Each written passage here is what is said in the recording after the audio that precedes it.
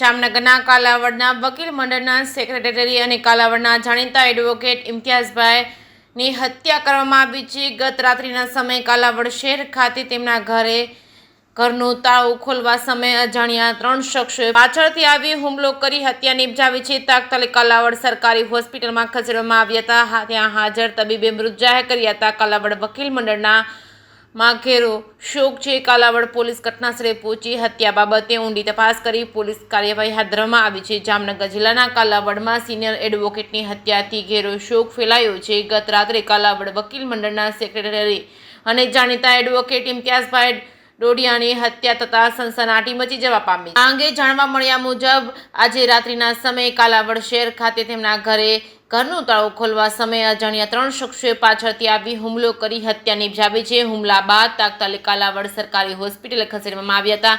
ત્યાં હાજર તબીબે મૃત જાહેર કર્યા હતા। સિનિયર એડવોકેટની હત્યાથી કાલાવડ વકીલ મંડળમાં ઘેરો શોક છવાયો છે। બનાવની જાણ થતાં જ કાલાવડ પોલીસ ઘટનાસ્થળે પહોંચી હત્યા બાબતે ઊંડી તપાસ કરી પોલીસે કાર્યવાહી હાથ ધરવામાં આવી છે। જે કે સિંહ ગુજરાતી સાથે હર્ષલ ખંડેરિયા, જામનગર।